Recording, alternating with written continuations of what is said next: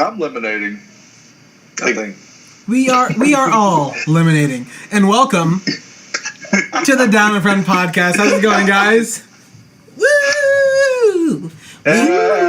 We are pumped. We are here. We're excited. We are the Down in Front podcast where we review movies, TV shows, nerdy stuff, anime, everything that we want, everything that people enjoy. We're always down to hang out on a random night and always sip a little something as a drink and just kind of chat about some stuff. So thanks for tuning in to our work. You can find a lot of our work on Apple Podcasts and a lot of other stuff that we'll talk about later.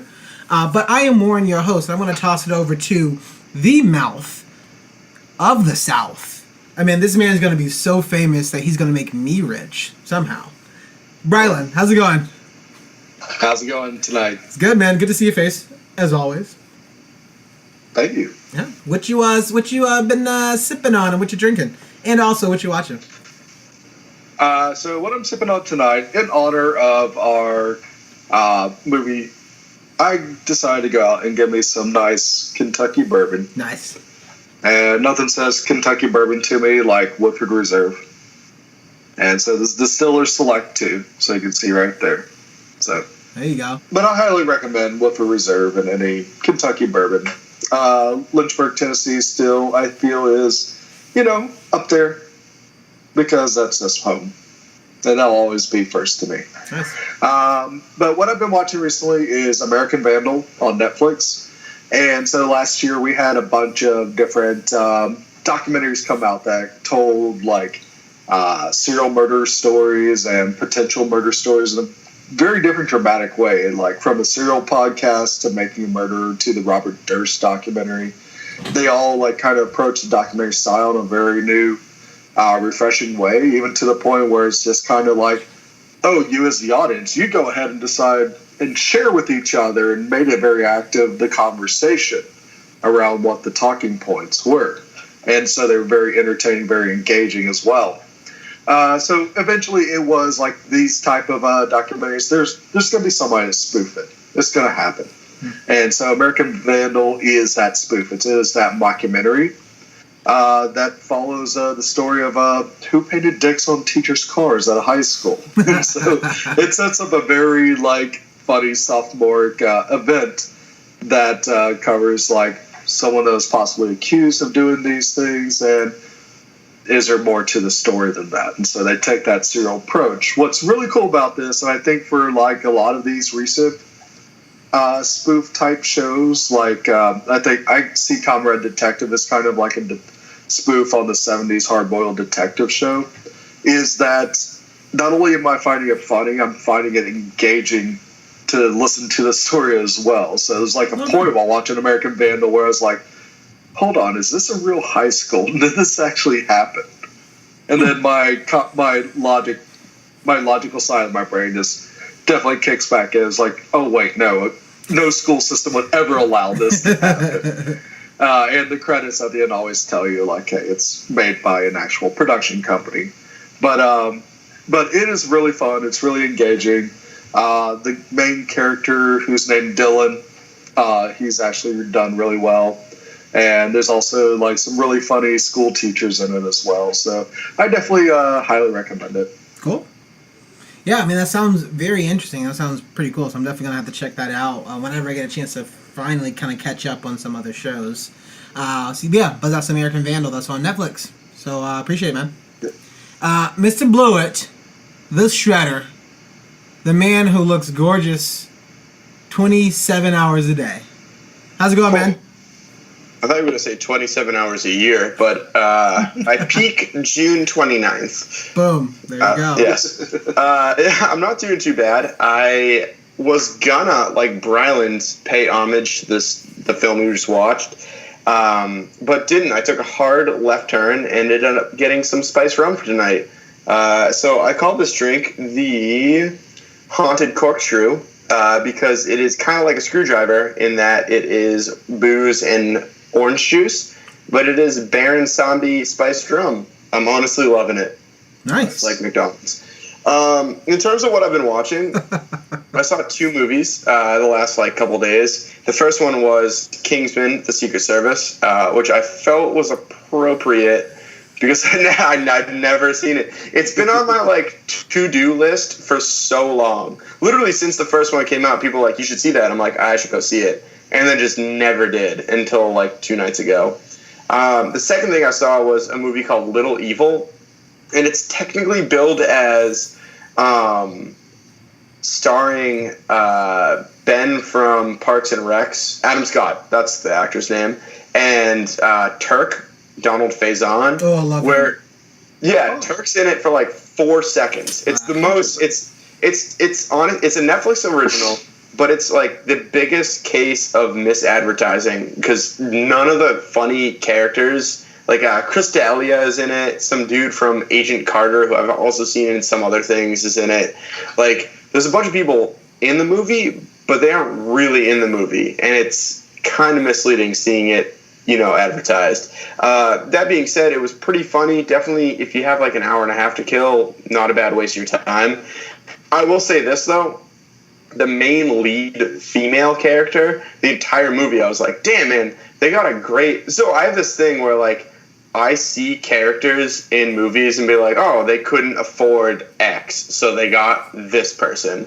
My most famous one was in Zombieland. I was like, wow, they can't afford Michael Cera, so that they got this kid Jesse. And then turns out, he's a big star in his own right, but whatever. So the whole time through Little Evil, I was like, man... They did a real good job getting Miss Lily, because I don't know how to pronounce her first name.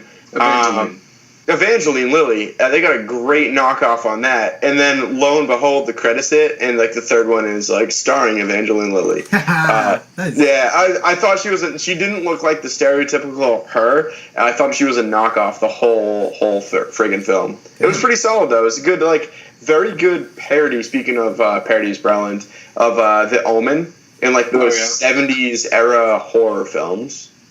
I was thinking from the trailer, it looked like a remake of Problem Child mixed with The Omen. They do 2 huge Omen and 1 big Poltergeist reference.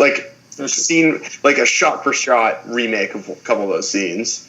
Oh wow! But it's not bad. It's not great, but it's also not bad. I mean, it's like you said, it's something to watch. So, well, thank you for hanging out. I'm super pumped to talk about Kingsman with you, also, because I think that you're pretty fired up about this.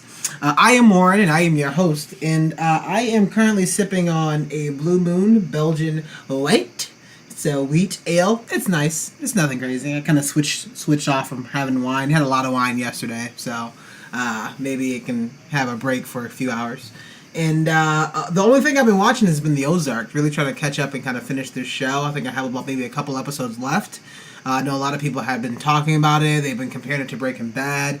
I mean, besides all that, I just really like seeing Jason Bateman in more kind of a serious sort of role. I think he really excels at that particular sort of character, especially in this actual show. And I also like seeing this weird sort of mysterious kind of linking of it, because they even had one episode that was all in the past. So I thought that was pretty cool. So that's the Ozark. That's on Netflix. I think everybody's arguably may have already seen it before, but I'm definitely trying to get through. I've been traveling a lot, so it's an excellent idea to travel with an iPad, sort of on the plane, knock out 2-3 episodes, and then kind of keep going. So I think that's actually a pretty cool way to binge a lot of content, and I think definitely should check it out. And that's the Ozark on Netflix. Bradley, you said you haven't seen it yet? I'm not. I've been getting into a place where 1 hour long, 13 episode movies, unless I'm know what I'm getting into, it's kind of tough to take the time to get to it. I mean, I would say the first episode really shows you what kind of show this is, and it just goes from there.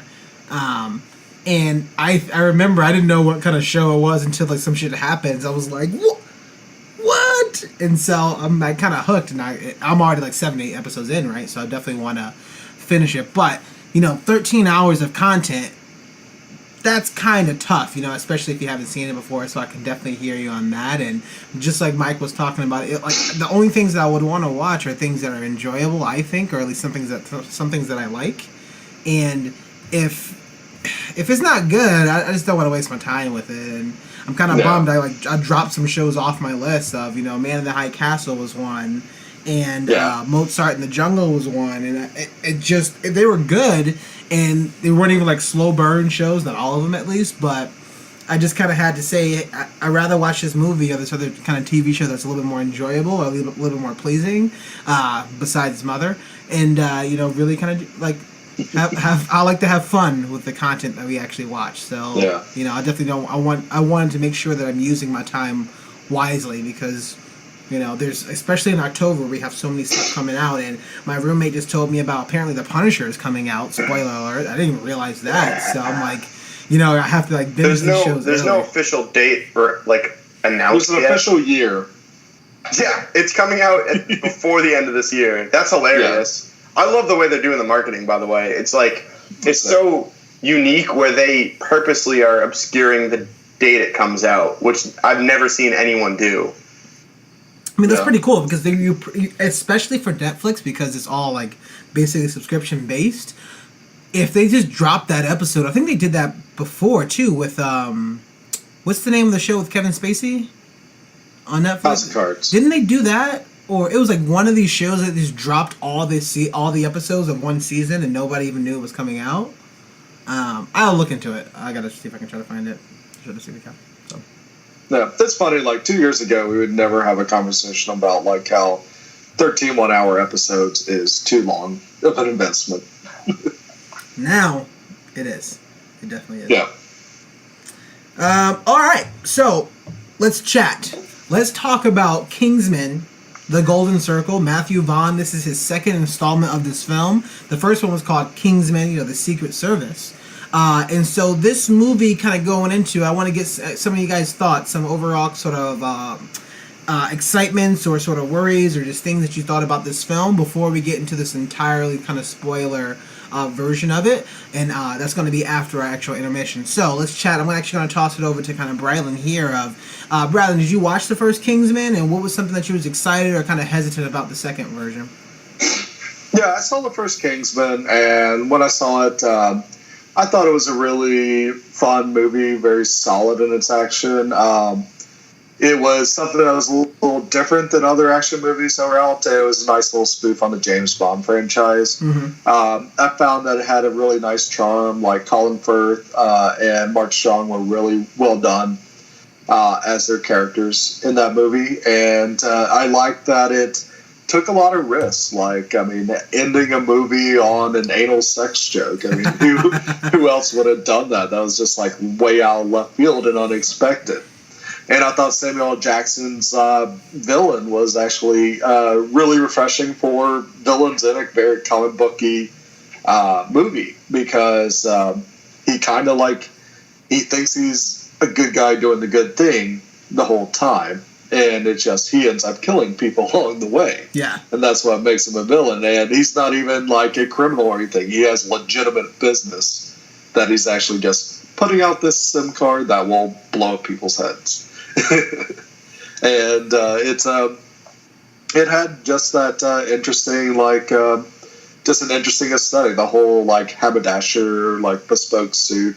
I can get down with that. It's a very classy thing to do. And I like that it was just hiding this independent intelligence agency underneath it as well. So secret. There's a lot of it was a fun movie. Nice, cool. Blue, what about you?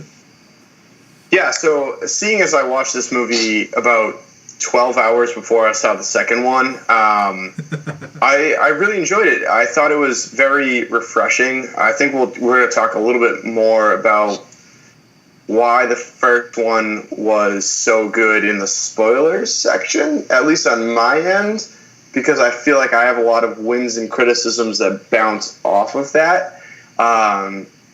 but it was definitely like a nice and refreshing take. They even said it. Not to get too spoilery, but they said like the whole "this isn't your movie, this isn't your standard like movie," and I love that aspect, and I think they held up to their end of the bargain on that side of things. So I was pretty pumped. It's weird. Like I really was into the sequel only because everyone told me to go see the first one, and then I saw the first one after I bought tickets to see the second one. So I was going to see that movie regardless of how I felt about the first one, and I really enjoyed it. It was refreshing for, again, spoiler reasons. Yeah, cool. Keep on listening. Please. And I'll tell you why it was refreshing. Yeah, I think the biggest thing was I was just excited to go back into this universe. I'll really like Matthew Vaughn, especially what he was doing with the X-Men sort of universe, and he really kind of brought...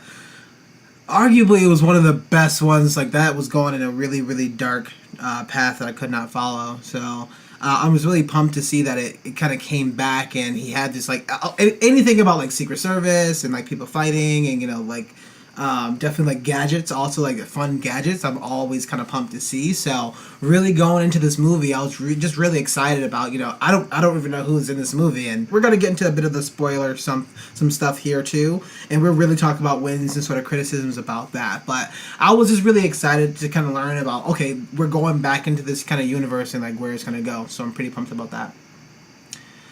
So without further ado, we were going to give you a small intermission. We will be back, and we're going to go into an entirely spoiler-ridden episode of Kingsman Golden Circle. So we'll see you shortly, and see you soon.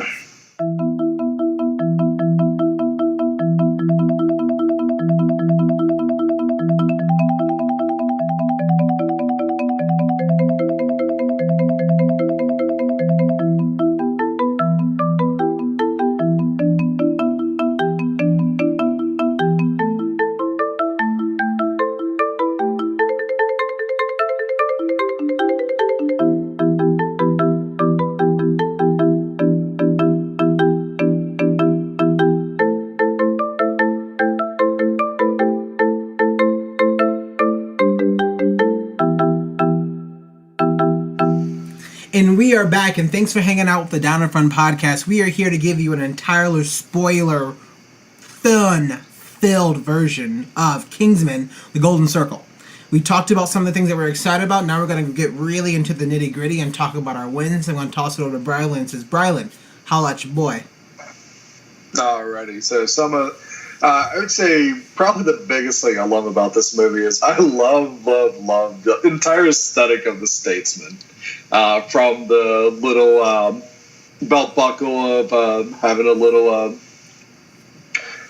bottle of whiskey that they carry around with them to their headquarters being a big whiskey bottle. Yeah. And this being like tried and true cowboys throughout.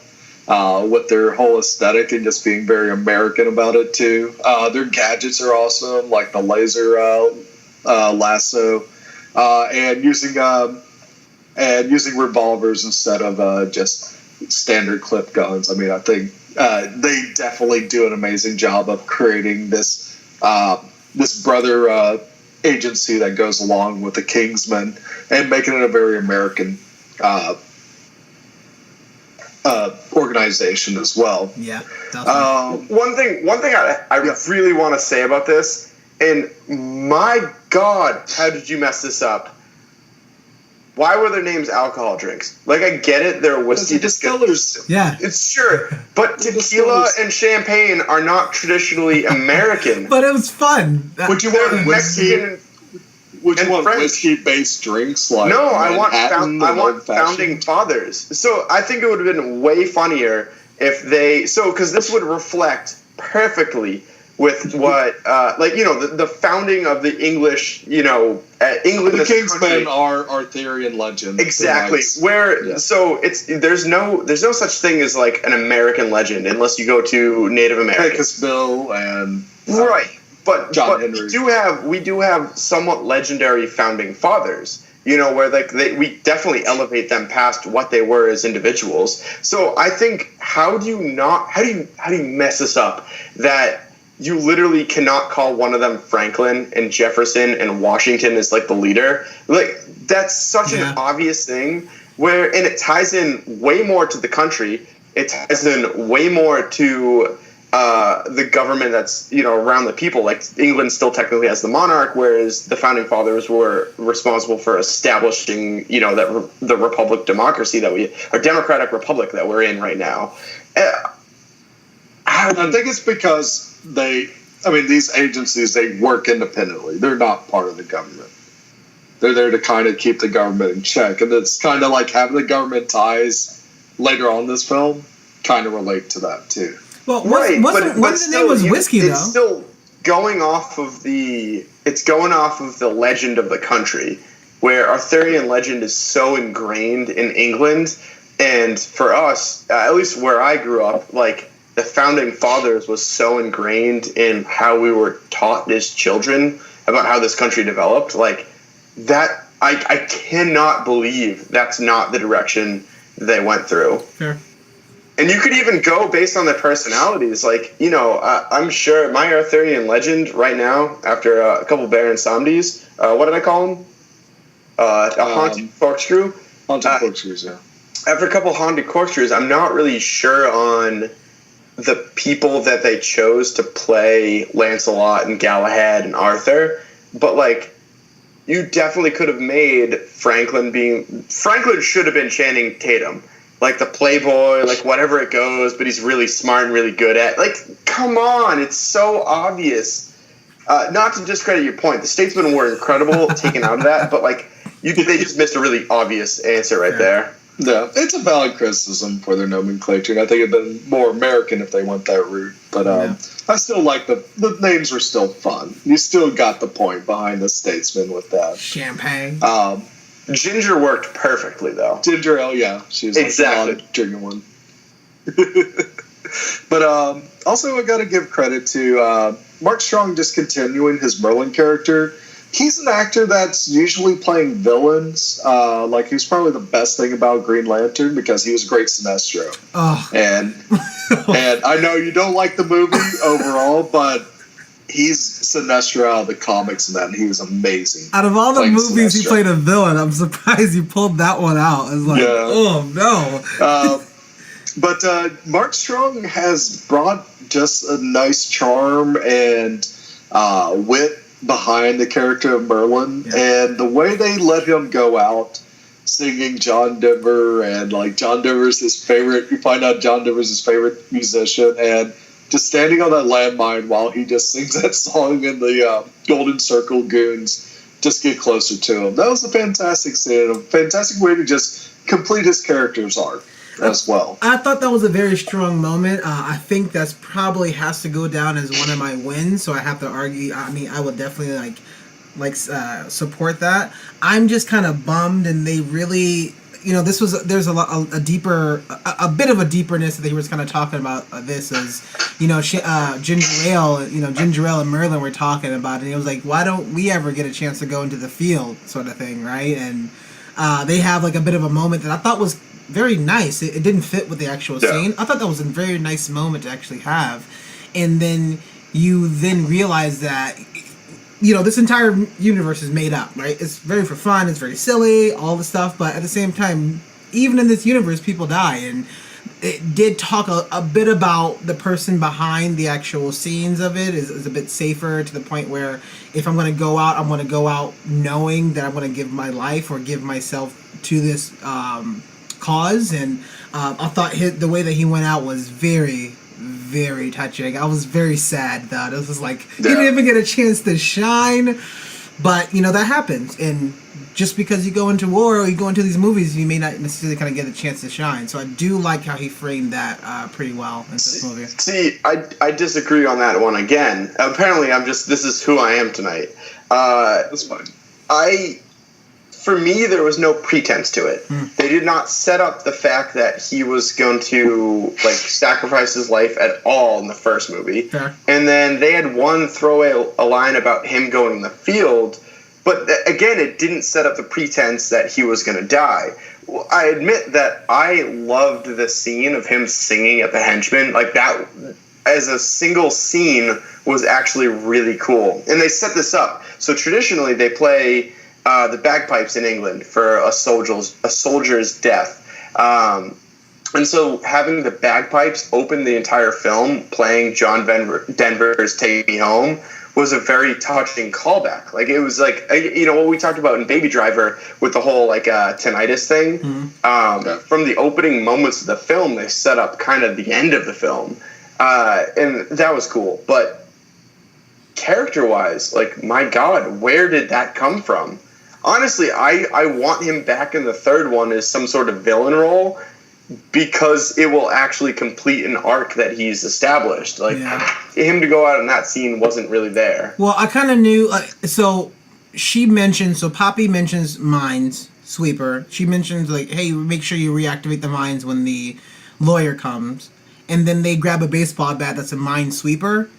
So I knew that somebody was going to die by a mine. Yeah, and something's going to happen with the mines. Yeah, they mentioned it too many times. So it was. I at least liked it because he kind of gave his life for, like, Eggsy or, Galahad. He gave his life for a better cause, because he's like, this is your father. And I think that ties back to the first movie when his father saved their lives. And there is a tie-back moment of there, and just like we saw in the first movie flashback, like, his father sacrificed his life to save them, and he also does the same thing for them for the future. So I thought that was a pretty good moment.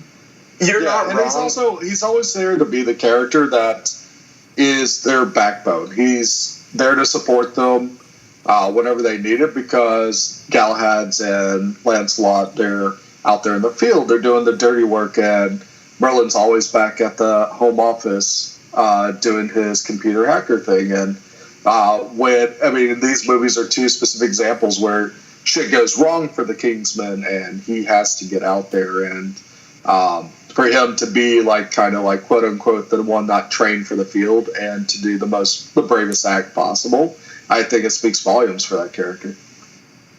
Yeah, you're certainly not wrong with, like, the whole callback to, the father sacrificing his life. I'm just saying that in that moment, it wasn't really established why he would do that sort of thing. In this movie, complete out of nowhere.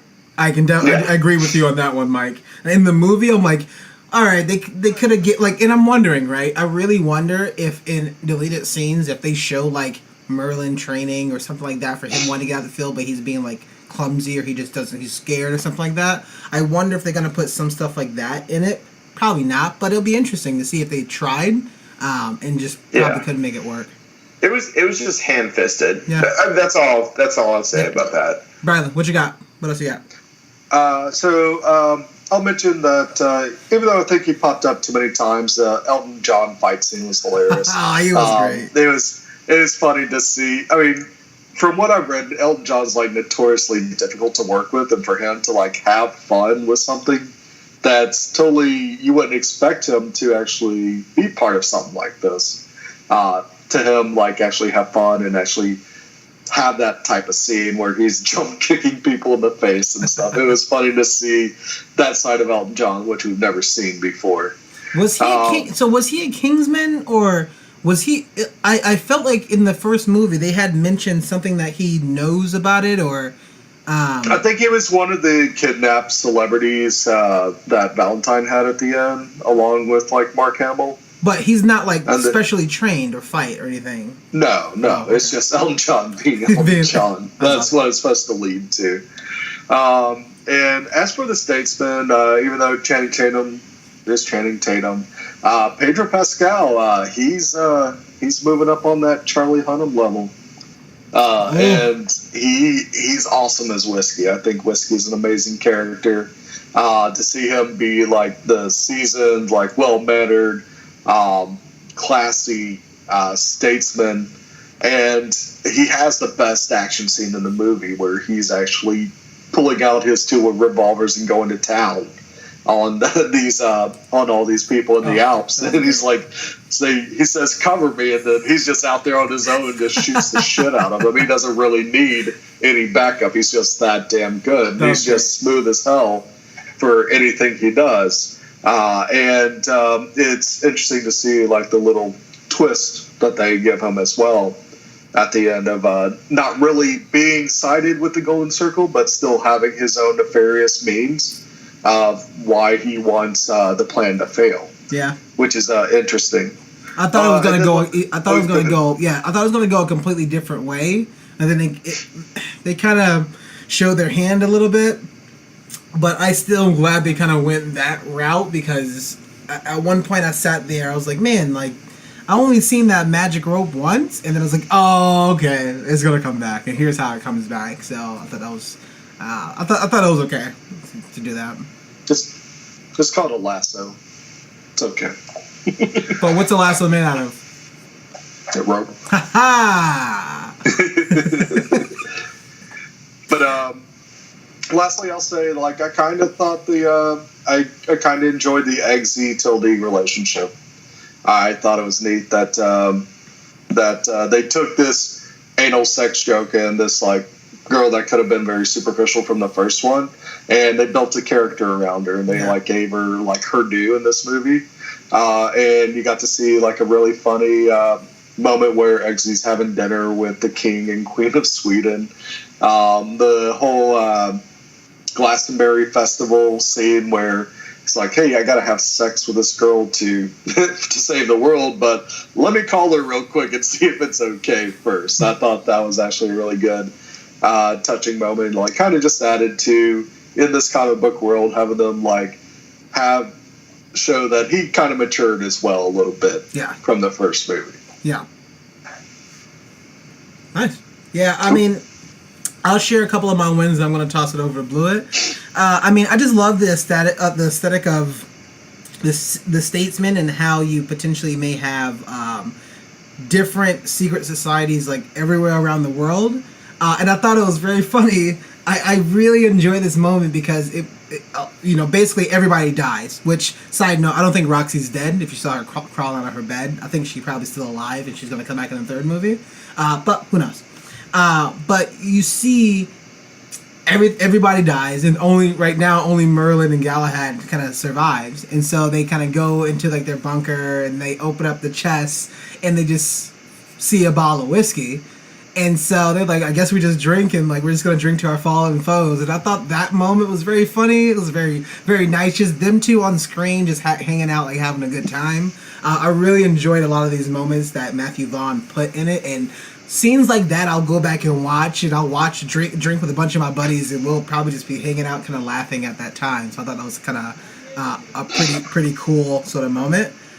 Then you get everything about like the Statesman, and so now I'm wondering, I'm like, is it going to be in every continent? Like, are we going to have more of these? Are there more secret societies? I really hope we expand and see like a Avengers type of like kind of gathering, because everything about the Statesman was very fun. Yeah, right. It definitely can be. Everything about the Statesman was fun. Like Channing Tatum, I didn't even realize he was in this movie. I didn't even know Halle Berry was in this movie, so I was really excited about her because she's so sexy. And I sat there like, this is like his opening sequence of like stunning them and like doing all his work and just spitting the tobacco to stop up the whiskey. I'm like, that was just a great introduction for a character. Apparently they're developing. So not only is Channing Tatum going to be in the third Kingsman as a Kingsman, which they implied at the end. Yeah, they did. Yep. But they're apparently developing a Kingsman spinoff. Which, right? Yeah, it's like, I mean, if it's the Statesman, I will watch a Statesman movie. But, like, just think that it will be these things everywhere, right? Like, what other famous actors and actresses that we can get into these roles, and then find something weird about, like, something that's a part of that history, and then get, like, secret code names of how that's going to be funny. I think they have a big market for it. I just really hope they do it well. I kind of wish in France it would be the Crepesmen. They would star Cara Delevingne. See, I kind of wish they did like France or Italy or Spain first, and then saved America for the third one.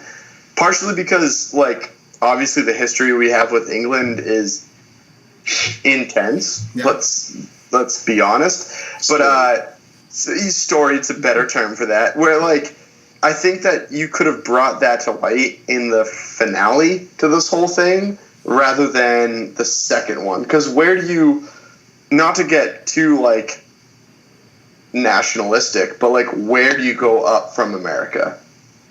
Canada. Seriously, like I mean, I'll double down on the nationalism, the jingoism. I was like, hey, Statesmen are just much cooler than Kingsman.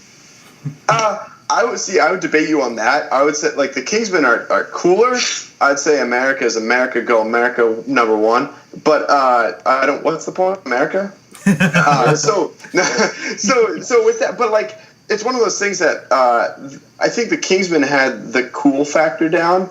And I didn't mind, like, part of me was just like, oh yeah, America just won every fight scene ever. You know, that's awesome. Cool. But I think they could have saved it for the third one, where they could have had, again, like, France, who's had a history with England, but, like, they've mostly, in the last couple hundred years, been allies. They could have done that first and then had a big blowout, you know, trilogy-ending movie with the Americans coming into play. Because I agree with Warren, it's very interesting to see what every society's, like, secret, you know, police would be like first. Like, I don't think they'd ever do any, like, the Asian countries or the Middle Eastern countries, but you could certainly talk about the Germans and, like, you know, some of the romantic countries first before you got to America. Yeah, but then at the same time, I mean, it's like everybody loves the UK. And then, of course, people want to see, like, well, the UK, then what's America doing? I definitely understand why they did it. Now, could have done, like, Kingsman and a couple other, like, ones. It could have been other places that we have, like, hidden in plain sight that we just don't necessarily know. I'm glad they did it. Like, although I definitely agree with you, Mike. Like, I would have liked the name change. That was pretty cool. I didn't even think about that. I am glad they did it, because then we can kind of grow with these characters and see Whiskey, right? We can see her now actually fight and, like, develop as an actual character. We can see where they're actually kind of coming from, like we've seen a bit with the kind of Kingsmen, although they're, like, all destroyed now. Not really, because they're rebuilt. So now we have already kind of destroyed twice, like, in each movie. They leave us all of them. But it's also very funny, because that's another thing they're gonna keep. If they keep doing it, I think that's very funny to try to do. You know, but I think it'd be cool just to see. Now they already have a bit of crossover, so are we going to have Tequila and Kingsman, right? And then, like, are we going to have those mix and match and those kind of weird things? So I think it's a pretty cool moment to kind of see that. Yeah, it's just named Tequila anymore. Oh, right. So who's going to be? My last point, Pedro Pascal was awesome. My last point is I'm glad that this is a win. This is a great win, like we just talked about. This is the second time that Channing Tatum started a movie that John Denver is being soloed, and that's just great. That's a great way to actually kind of talk about how great that song is. The first one that we talked about was in Logan Lucky, and now I saw this, I was like, oh, I was getting so excited just because it's a song. But both of those moments were very impactful for what was happening in the movie, and it just came. It didn't come out of nowhere, because he also dropped a hint earlier of who's his favorite artist, and he's like John Denver. So I thought that was a very, very fun moment. I also enjoyed that actual scene, like robot dogs and Elton John, to all the ridiculousness that he put in this movie. I thought it was pretty cool, and especially like I wonder if he had some sort of like overarching sort of idea about drug use. Who knows? But I thought it was funny that they really did not paint the president in a good light in this movie, and I thought that was also very fun. So cool. Blue, what about you? I got a couple things. So in terms of pure wins, one thing I love about these movies, the first one included, also extended to the second one, which means all of them, they felt like pages from a comic. So the way that they did a lot of these action scenes, they didn't have quick cuts. They literally just, instead of a cut, they'd have a animated rotation where the camera moved from scene to scene in a smooth manner. And so it really felt like you were reading a comic book rather than watching a fight scene. And I think that really... So it's funny, I didn't know this was a comic until I read it after I watched the first one, which is about 6 hours before I saw the second one. So I felt like it really separated itself from Captain America and Batman where a lot of those movies, they try and make a very grounded martial arts based movie, and this didn't. It was just all over the place. Like, people are high flying, getting blown back by guns, like making these crazy flip things, and it felt like someone was individually drawing pages or cells into a comic book rather than like a movie, and I think that was a good thing. I thought one thing that was amazingly well done, and think Cool Runnings. So they had this one scene where they take off from Jamaica and they're playing one theme, and then you see a palm tree and it kind of fades. It does a crossfade, and you see a snow-barren airfield with one frozen pine, and the music changes from reggae with like a steel drum into country music with like a violin and like a banjo. And I thought that was the coolest thing ever, to introduce the fact that they were leaving their home and going to this strange land, even though it was the exact same music. And they did the same thing at the beginning of this film. They musically showed you that this was going to be different. They showed a bagpipes version of John Denver's Take Me Home into like a country western. And then at the very end, they did the exact same thing where they played, I don't remember the name of the song, but they played a song, and then they had like a traditional kind of a little more traditional British version of it. And then Whiskey started winning, and then they switched it immediately to a country version. And like it really helps to underscore that action. I really find it's not like the craziest thing in the world, but I really like it when composers do that, when they mess with genre to portray a point. The other thing is that it really shows how close those organizations are, where you can have one thematic material but separated by instrumentation and overall feel. Both organizations are trying to save the world. They just do it in different regards. Again, musically showing what is on screen. I think I have two last points. One is super simple. The whole "piss on me" line, I was screaming. Not to be a Tumblr chick about this, but I was absolutely losing my mind for that line. I just did not see it coming, and it really held up with the whole shock value that the first movie had. There was a lot of things in that first movie that I was like, oh my god, how are they getting away with this?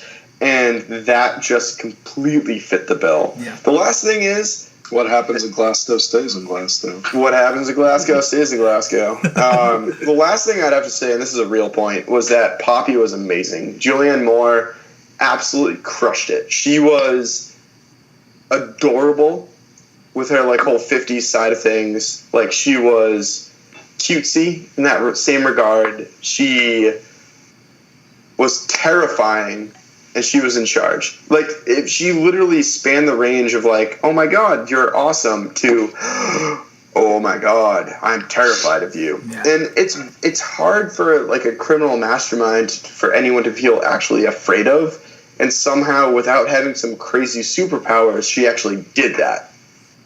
And I was legitimately afraid of her. Like, I was like, oh, these people will 100% kill for her, and that's her true power there. And I have to say, compared to another redhead villain that we saw very recently that's also in middle age, Sigourney Weaver didn't have that. The Defenders could have taken a page from Kingsman's book, and made her actually menacing. Like, there was nothing that Sigourney Weaver did to validate the response that everyone else had to. Whereas Poppy, completely, she was a bad bitch, and everyone should respect her. Yeah, you're right. Yeah. It was definitely, I think Julianne Moore definitely had fun with that role. Yeah, and she definitely ammed it up as much as possible. Oh yeah. Can I? I'm going to get through some stuff because I had a little bit of a spiritual awakening with this movie. If it's all right, can I rant a bit? Because I have a little bit of a crossover here. Can we go into criticisms? Yeah, so we're going to get... go ahead. Take it away. Yeah, all right. So this is called a transition, if you will. Oh. I had a couple split criticisms here. 2 of them, to be exact. I loved killing old characters. Like, whenever you can march into a sequel and just immediately just waste all of the people that you know and love from the first one, and then you'd be like, oh, this is another movie in the same universe. Go for it, boys. I really love that. That being said, the whole scene was really cutesy between Roxy and Eggsy, the whole trying to court like the king and the queen, but we didn't really see them become that good of friends. We had a couple implied moments from the first one, but I would have loved to have seen more development of them working as a team and going forward. It would have made their deaths that much more powerful, because in the end, the only ones we saw was a couple holograms, a new Arthur that we really didn't know, and Roxy dying, and the friend that again they introduced in that movie just so they could kill some random person, for the lack of it. The only one that really had a connection to the first film was Roxy, and I would have loved to have seen that, maybe like 5-10 minutes of them doing missions together, and then you would have just felt that death that much harder, because he says it, he's like, oh, Roxy's dead, like, how is this? And we should have felt that. The other thing I'd have to say is that I would applaud this movie for taking on big things.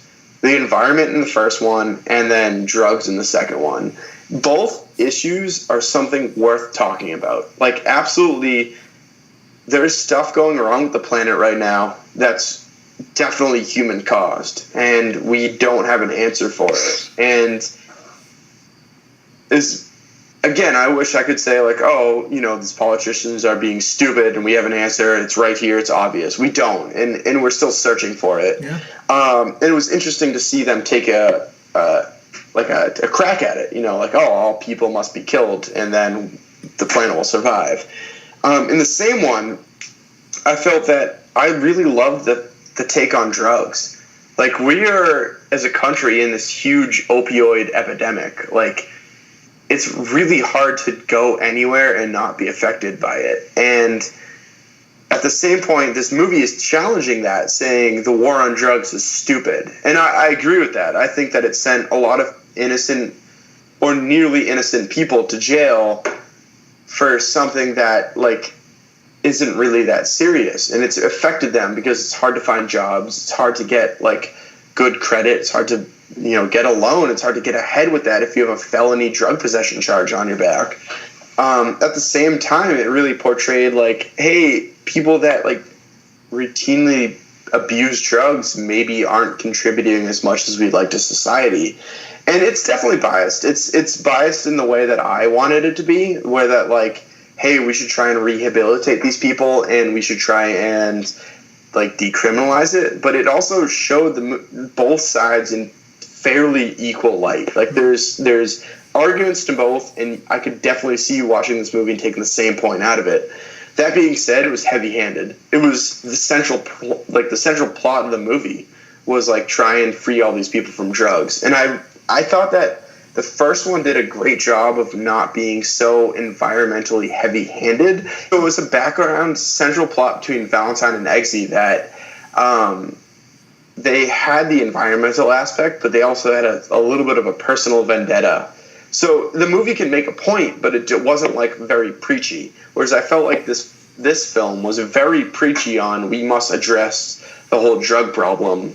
Please give it attention. Mm-hmm. Speaking of this, I had a problem with secondary character motivations. I thought that in the first movie it was great, where Eggsy was driven by the ability to protect his family. And I think that in this movie it was not. Like, it was basically save the world or else. There wasn't anything that was driving the character besides, like, oh, my duty to my country. And I think that most of these characters work better if their primary motivation is not, like, the thing that pushes them. It should be, like, something else that pushes them to elevate past where everyone else can be. Yeah. They even said a couple of different lines about, if you save the world, you know what's going to happen again. Like, it was a very funny moment, but it's like, well, I think a lot of his actions, at least what he said, was like, oh, I'm trying to save, like, my girlfriend, but it ended up just saving the world, and it definitely made it a bit more bland. Right. It could have been something else, but the girlfriend happened to be infected with the drug disease. Yeah. Yeah, exactly. Yeah, it's like he doesn't really care until it affects him personally. Right, which it shouldn't. It should be a mixture of both of them. It should be like, hey, I'm doing this to do this, but I'm also like being driven so I can beat up my like weird stepdad. To that, I felt like we didn't watch the first movie, which is a weird thing to say for a sequel, but like I honestly felt all the motivations were severely off. Like Ginger wanting to be in the field was completely introduced in the last third of this movie out of nowhere. She's like, oh, don't you wish we could just do that? It's like, well, no, because you never said that beforehand. Yeah. Same thing with Merlin dying. Like we talked about it before, but like he could have gone out in a different way. I just felt that they didn't really set up any of the motivations in the first movie. It's almost like they didn't expect the first movie to do that well, and that they had to write a sequel that was vaguely based on it. To get Mark Strong out of it. Yeah. Mark Strong can't be in the third one, so... Whoops. He's got to be the villain. He's got to be the villain. That'd be an amazing villain, though. I think Roxy's you'd be great. Mark Strong has done amazing villains in the past, and I mean, it's so good to see him just do a very charming like character that's there to love his job and nothing else, and he's there for his countrymen and his job, and he plays that so damn well too. The problem is that I think that Mark Strong should be the villain in the third one, but they would have to even break the motivation so much more because he sacrificed himself. Like, if it was different and he, like, died because Eggsy or Harry, like, forgot something, that would make it so much stronger when he comes back as the villain. But, like, I don't know. Yeah, he has no motivation for revenge except for, like, y'all didn't let me in the field type of thing. Right. But I think he's like a really good actor, and he has the character depth to play that. That's why I think Roxy's gonna come back as the villain, because y'all abandoned me. Y'all didn't even look for my body or anything. I think that could be potentially that's a better motivation than Merlin being the villain in the third one. No, I think it's gonna be Jack Nicholson. Oh, that'd be great. Yeah, you're not wrong there. Or Michael Keaton. A couple last things. So I personally thought that Elton John got old. I think that every single thing that he said, the jokes were funny. Especially, did y'all catch about the dogs? Benny the Jet? No. Yeah, Benny and the Jets. Yeah. Like that was Oh yeah. Amazing. Awesome. Like it took me so long to catch that. Really? But, that was the first thing I picked up. No. Well, she introduced it. I like old-fashioned things, and everything was in old-fashioned. And then you see the two dogs' heads of Benny the Jet. I was like, ha, that's awesome. Like, that's pretty cool. Well, so I was more looking at battery level, because I thought that was going to play into it more. I caught it at the end. But, again, very good joke. But a backstage pass joke with Colin Firth. Yep. But it all took me out of the movie. Like, it felt like Elton John was very forced into it. It was the cameo that they couldn't get for the first one, and that they just overdid in the second one. One thing I would like to say to make the film better, they should have done Brian Setzer. Who? Brian Setzer is a guitar player who had a moderate amount of success in the late 90s, early 2000s, playing like throwback swing music.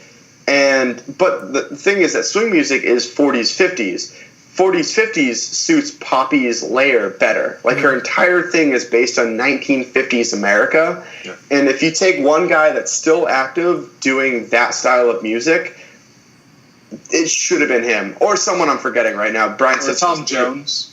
Yeah, it's like the person I could think of when I was writing these notes down. But it would also have reinforced her like completely 50s ideology rather than Elton John, who's distinctively 70s, literally a generation apart. A couple last little things here.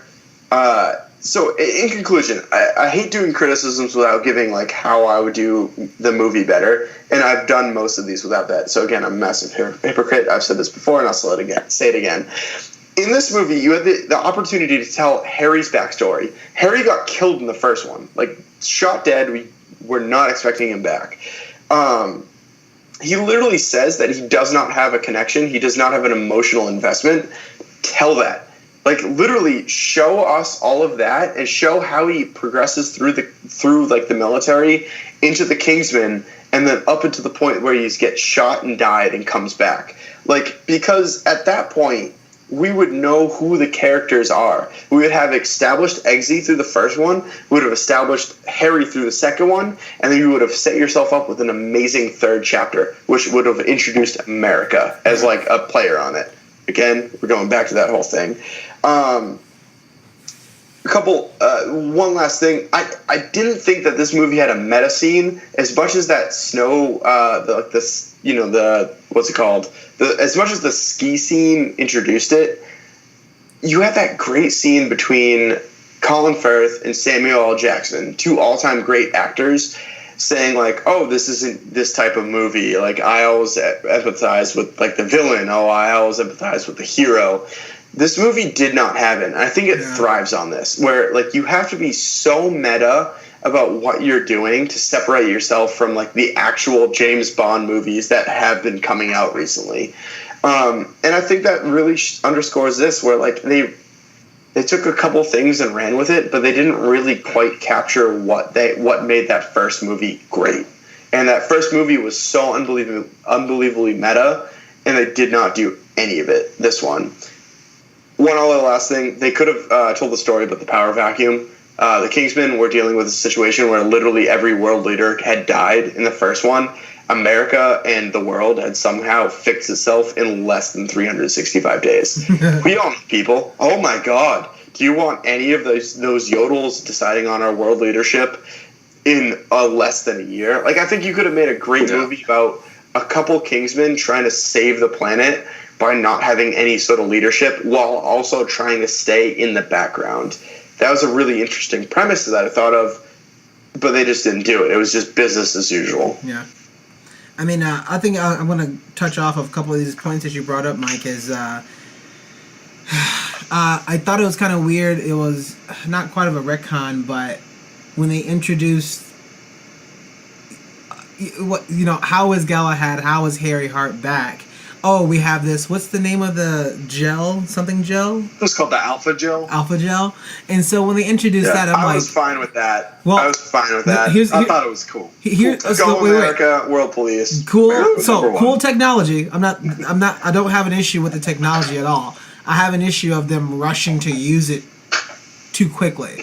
So we see that Harry Hart gets used. That's a cool moment. He has to have an eye patch. He's physically damaged. There's something that's not quite right with him. He's seeing butterflies. He has to get back into it. And there's a learning curve. There's a learning process.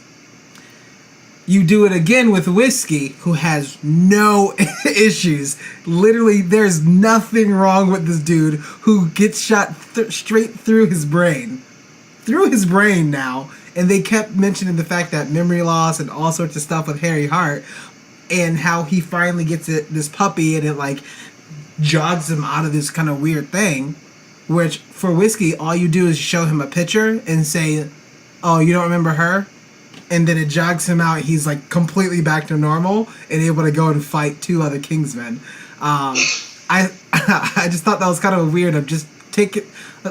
Sure, feel free to kill him, but don't show his death on screen and see him come back in a different way. Like, that's the way I would kind of change that. But don't, just because you have the Alpha Gel doesn't mean that you have to use it. Because if you use it, you have to be sort of consistent with that. It's a really cool thing, but you also already explained the downside to using it, but you just completely like glaze over it the second time. To play devil's advocate on that, I think Ginger Ale does mention earlier that they like kind of had fatalities before, and they kind of figured out what their triggers are, and so they're kind of ready for their own men, but not really Harry because they had nothing to go off of. Fair. I mean, I can see that. I was just like, man, they rushed that. I don't think. Let's see. I know that you're going to talk about a couple things, kind of, Brylan. So I think I guess the other thing to me that it did feel a bit too long of a movie. It needs to be a bit more contained. This movie was 2 hours and 21 minutes. And again, it definitely felt 2 hours and 21 minutes. There's some stuff that you probably could take it out in the middle. Because it's a comedy, you have to keep a lot of action going. You try not to have too many lulls, and a lot of the times it just has a lot of lulls that were just happening that you didn't quite know why they just didn't cut the movie shorter. So I thought that was kind of strange. Like, there's things you just didn't need to show. There's certain scenes, like I like the fact that he went to the music festival scene, but that could have been shorter. Of trying to pick up and like, oh, old people, Americans can't do it, but British men can. Like, I get that you're trying to make a joke. Whiskey's lines on her were fucking amazing. I might steal those even. I mean, it's like, it's just one of the things in which this movie is 2 hours and 21 minutes. You got to move on. Yeah. There's it's give and take. There's some things that you can't have all in this movie. So, I have a couple things. I'll chime in a couple of the thoughts that you have, Bradley, but hit me. So first and foremost, I mean, this is like your traditional like sequel that suffers from the Hollywood sequelitis, where hey, you did a great job the first time. Let's give you a bigger budget, and we're gonna focus on more effects, more blasts, more eye candy, and the story unfortunately takes a second hand to that. So. The story itself is like very, like you said, ham-fisted, heavy-handed compared to the first movie. And they even like the whole thing about the landmines coming into play. How many times does Poppy mention landmines in this movie? Like 4 times, 5 times where they actually come into play. Yeah. Just that type of overbearing setup is kind of what happened throughout this whole movie. This film, I mean, it pulls the punches that made, like, the first one, I think, kind of very charming and very fresh as well. So, like, you see, like, Sophia Bottella's character in the first one. She, like, chops a dude split in half. And they show that dude getting chopped in half in the first movie with no qualms at all. They don't cut away from it or anything. Or just having a villain that says he's like violence physically makes him ill, and he actually takes the moment to shoot Harry in the face and then gets sick afterwards. Or having all leaders their heads be exploding, or having the anal sex joke be the thing that ends the movie.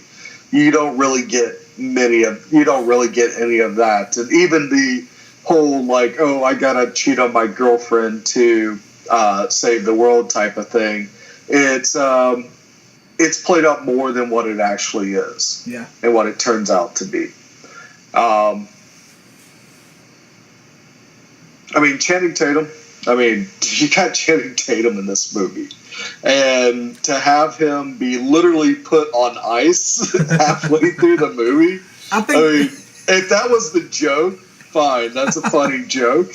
But, God, if you have Channing Tatum, you can do so much with him. And, like, have tequila and whiskey go along with you, and that way you don't have to rely on just one representative of the Statesman. Show us many different aspects of the Statesman as well.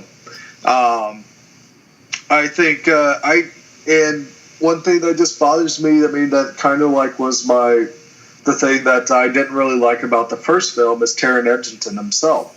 Is I don't think he's that good of an actor. I don't enjoy watching Eggsy go through these adventures. I'd rather see someone else play this character, and I'd rather see some other actor that has better range actually bring it to this type of comic book film. I find that there's just something about him that I really don't find appealing. I just find him kind of bland. Even when he's trying to be upset about stuff, when everything's blown up and everything, it just really comes off as unauthentic, and it feels like he's just reading lines rather than actually acting. And it's Julianne Moore, even though I find her character very fun, I think it's a weaker villain than compared to the first one. I think Valentine is a superior villain, because he is kind of like he doesn't start off in being a bad guy. He's not a drug lord or anything like that. He's a tech billionaire, and he just eventually he does villainous things, but he always has this idea that he's doing the right thing for the better of mankind. And I think that little pivot of how his character approaches things makes him a much better villain for these type of movies than Poppy. I think Poppy is also underserved when you have Bruce Greenwood's presidents like, okay, you're holding us hostage, great, fucking kill all the druggies, and then you just blow the wind out of the sails of what Poppy's big plan is by doing that. And I would say the action scenes, they didn't really do it for me compared to the first movie, besides like Whiskey's fight scene. I found it to be like some weird perspectives. They had some time lapse where I think it bugs me when I see time lapse put into an action film. Like, this is something that bothered me in like Mad Max, was like that first scene where he's running through the caverns and the henchmen grab him. Max, it's all done in a time lapse where they're moving in like very like fast framey sequences. I thought that was weird. I think it's weird here too. It just throws me off when I'm looking at action scenes. And there's sometimes when Harry and Eggsy are actually attacking Poppy's compound, you can actually see that they're only like 2 feet away from the bad guys, and they're shooting with machine guns like right in their face, and it's like taking a while to kill those bad guys. And that just, even though this is supposed to be a comic book film, I think it just goes a little too ridiculous when it comes to the action. I also think Poppy's a villain character. She really didn't need like a henchman or anything.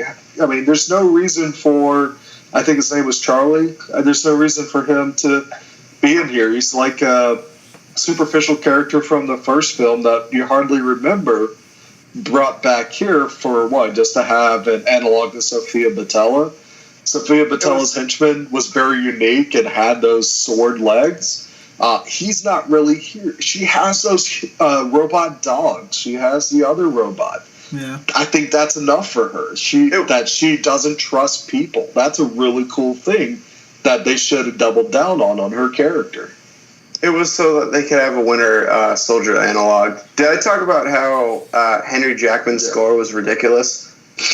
No. But all right, so hang on, one last thing about this. So they had a Winter Soldier analog. Henry Jackman scored this movie. He also scored Captain America, Winter Soldier, and Captain America: Civil War. This entire score was literally Captain America's theme mixed with a little bit of the Avengers. The amount of times they heard ba ba ba da, and like literally every single time they played a main theme was Captain America. Like, dude, just like write a new one. It doesn't matter. Like, just take the same instrumentation and just make new notes. It's not that hard. Like, just do something different. Right. It's inexcusable for the score to be completely the same as another movie, especially if he's the one that's composing it. Like, I could see someone trying to rip it off, but you can't rip off yourself. That's inexcusable. Sure. Braylon. Yeah. But I mean, even though if Charlie's supposed to be a Winter Soldier analog, you already got that in the first film with Sophia Boutella. Yeah. And she did a much better job playing that type of character anyways. The robot dogs would have been plenty enough for Poppy's henchmen. I agree with you completely. I literally just wanted to have a launching off point to mention the fact that Henry Jackman stole his own score in this movie. Yeah, That's it. I agree with you completely on that one. Sophia Boutella's character was also way more creative in like her power. Be like, she has swords as legs. Yeah, that is all you need. Can I see that? It's simple and effective. Yeah, but this guy has some super-powered robot arm that throws bowling balls through a wall. To be fair, stupid. Sophia Boutella has got to quote about her. She's so hot right now. Yes. She's doing some good stuff. Like she was great in Atomic Blonde. She was really good in Kingsman. Go her. Yeah, for sure. Yeah. Bradley, anything else? And, I'll just echo what you said. The movie was way too fucking long. Yeah. You definitely started to feel that 2 hours and 20 minutes. And there was times where it's like, oh, when are they just going to get to the next action film? action scene, and then when the action scene was very uninspired, it was like, when are you going to show me something good? Yeah. Is when I was actually getting to the point. It's like, and I thought that the final fight with Whiskey wasn't really just earned. No, it was also, it ended, so it didn't end very well. We've already seen a death by Grinder, and we've seen a death by Grinder, a meat grinder better in this scene, so that she feeds him the burger. Here we just see him get shoved in, and that's it. And I'm like, that. I kind of want to see him die by his lasso, right? Something like that, like something more creative that only Galahads can do, or turn his power against them somehow, or have some sort of like magic power up for this moment. I felt, or have a Kingsman twist on it that's kind of like, hey, you might be Statesman, but we're Kingsman. I have that kind of dynamic to it. Yeah. Which, I mean, I kind of got bugged by the final scene of seeing Channing Tatum walk into the Kingsman bespoke suit store, because they talk about, hey, we built a Scotch distillery in Scotland. Let's see that Scotch distillery. Yeah. Have them walk in there, and let's see this brand new awesome office that they got. Well, to be fair, that also does set up the third one. If Channing Tatum is the leader of that Scotch distillery, all sins will be forgiven on that point. Because I was with you. Like, I'm excited to see where it goes with him leading a picture with Colin Firth. Like, that would be amazing. As long as they show that based off the distillery. Yeah, and I would be more excited to see a Statesman movie starring Channing Tatum than another Kingsman starring Taron Egerton. Anyways. Wow. I got to go back to a point that Mike said. I didn't even realize. You said they casted a new Arthur, but it was so quick. Because that was Michael Caine. That was Michael Caine. Caine? Yeah, it was Michael Caine in the first one. In the first one. And this was Michael Gambon, a.k.a. Dumbledore. Dumbledore, yeah. Yeah. I just realized that was such a quick moment. They didn't even give him a chance to breathe before he died. Well, that's what I'm saying. The deaths felt like they weren't earned in this one, except for Roxy-ish. But like, I would have loved to have seen more with Roxy. Yeah, your only connection with Roxy is that you watched the first movie. Right, but it also felt like the first movie didn't exist because there were so many separate character motivations that they never expounded on in this one. So, I don't know. It was weird. So, a couple things, just like kind of side notes, no anything. We need more Jeff Bridges. He was great. Oh, awesome. He was great. We need more of him. Him tasting the whiskey and spitting it into the spittoon was fucking amazing. I think every time he was on, I was like, man, we need more of him. Also, side note, that Poppy Delavigne, the girl who played Clara, I didn't realize that she was in King Arthur, Legend of the Sword. She's also the Enchantress's older sister. Oh. Yeah. Sure. Yeah, she's what's her face's other thing with things. Yep. Something and something. Okay. So we're pumped. I think we got everything sort of off our plate. I do want to mention Blew It. Talk about the redneck callback bar scene. Yeah, I didn't like it. Yeah. I thought it was just, again, too ham-fisted. Like, just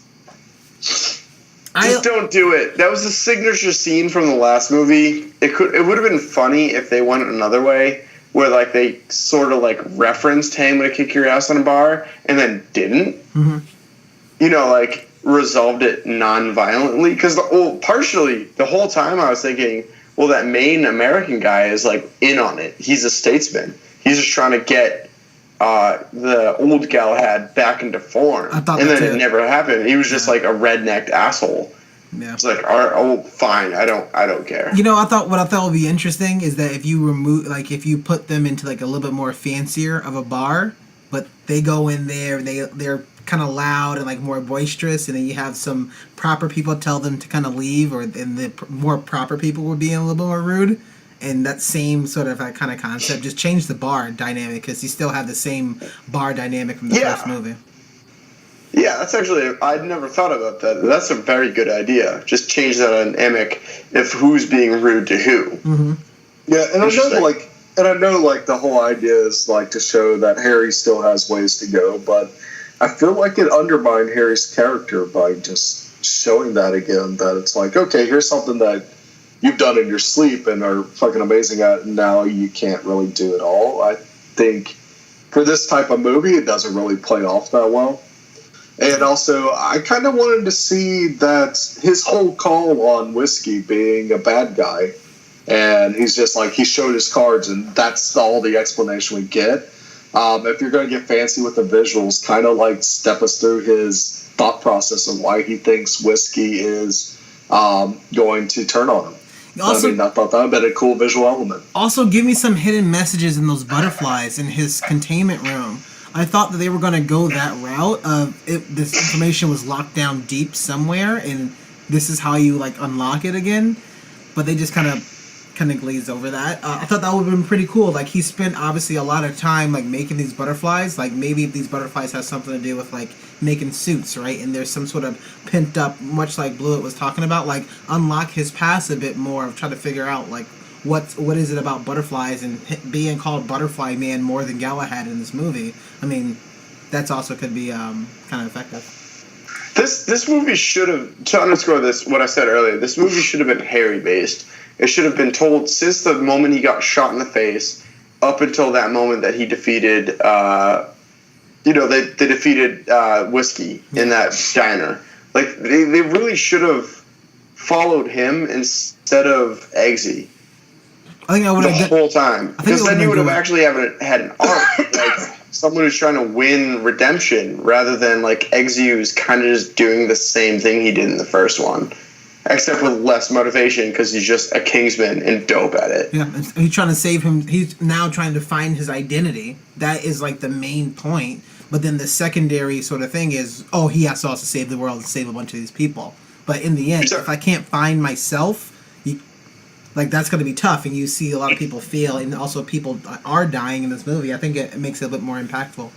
You're talking about Harry, right? Yeah. Oh, completely agree with you. Yeah, it should have been about... What's that? Or kill Eggsy at the beginning and make this Lancelot's movie.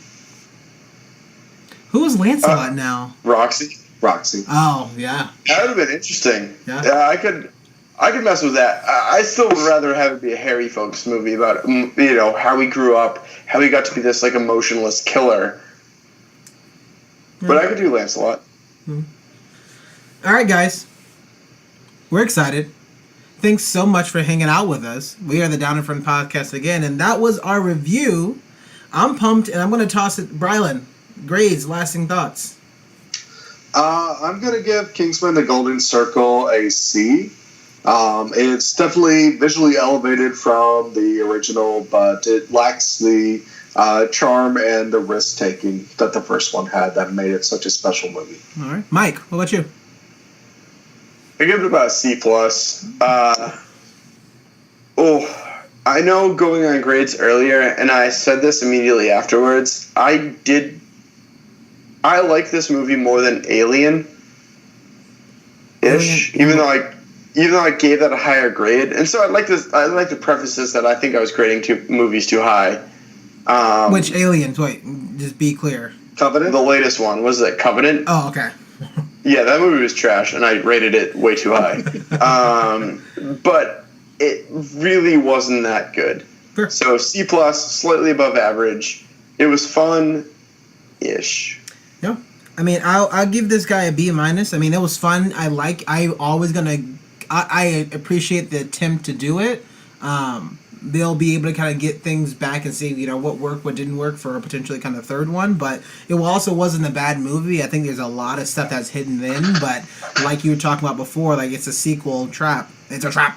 And so they ended up kind of getting stuck with a lot of these things in which they could have just went back to their roots. Kingsman: Back to the Roots is number 3. And so it's they really could have just did anything that they wanted. But you really... I think, much like you said, Blewett, like, to get this a better grade and to get more and more people, like, watch it, because there's a huge entertainment factor of this, really go back and, like, really unpack that first movie to see was it the visual effects that made people go back, or was it these meta commentaries and these kind of shock factors that really had people wanting to go back and watch the movie more and more? I think that's a really interesting dynamic that you can definitely explore, and you'll see that there's smaller things that are going to be packed more punches and then much more sort of impactful. More CGI and more gunfights is not probably the way to go. But yeah, I still give it a B- because I enjoyed this movie throughout, and I had just a fun time watching it. And even we didn't even talk about the submarine scene in the beginning. I thought that was a pretty cool thing to see. Yeah, cool. And we're excited. We're exhausted, but thanks so much for hanging out. Thanks so much for listening to the Down in Front podcast. We will find a bunch of our work on just about anywhere and any of the actual podcast applications. Just search for us as Down in Front podcast. With that, I would say, Brylan, where can we find more of your work? You can find me distilling random thoughts and phrases on Twitter at Bryland, BRILUND. I also will put up mini movie reviews and TV show reviews on Instagram. I am Bryland. My recent one has been about American Vandal, so definitely check that out. Yeah. And also, I am the host of the Gamescast. Every Thursday, I strive to give you 4 hours of fun content. Right now, we just got into Telltale's Game of Thrones series. So much fun. Just started chapter 2, so we're going to take it one chapter at a time and see what happens to the Forrester family.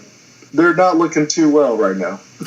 That was very fun. I thoroughly enjoyed sort of just watching that as I work in the background. I literally was like, oh my gosh, I don't know what's gonna happen. Yeah. As always, thanks for being here, and I appreciate it. It's always great to have you on. You're welcome. The Shredder, where can you find more of your work? You have a show coming up. How's your boy? Yeah. So make appearances, do things. Awesome, fantastic. Rome. So, anyways, I'm in a band. We're a butt joke, and that's it. So you can check us out at either My News Music or My News Band, potentially with an underscore in it. I honestly don't know. I set it all up, but it's not good. And so we're playing next week. It should be fun. Check us out if you're in the Boston area. If you're not in the Boston area, you have a week to make travel accommodations. You can stay with me. I don't mind. Yeah, it's great. I'll put you up. You can stay in my basement, Shelob's lair. We should be performing some new tunes. If not, we'll just do some old ones. So you'll have fun. Or you won't. It's either one. When I go, can I request a John Denver? No, because we don't know that. We know about 4 covers, and half of them are Blink-182 songs. So. Do you know Carousel? Yeah. Oh, obviously. Nice. Nice. Nice. And I am Warren, your host. You can find more of our work here at the Down in Front podcast. We're going to be on Twitter at _DAFP. That's at _DAFP, as well as on Facebook. So facebook.com/Down in Front podcast. Also, to support us, to let us know, we are looking for anything and everything. We like to go out. We like to record a bunch of stuff too, but we like to actually still kind of get some costs down, so definitely support us. Patreon.com/Down in Front podcast. Just donate as much as you like, or as low as $1. Anything and everything is going to be helpful, so we definitely do appreciate it. If you want us to do any other weird sort of reviews, we actually got a couple of requests in this past week I'm excited to talk about later on. But if you do want us to review something, so feel free to email us, downinfrontpodcast@gmail.com. Thanks so much. Find a lot of our work. We're going to be air and out all on the internet. And we will say so long, farewell. I forgot the last words of the song. So long, farewell, asida pedagu, inashido bigadi.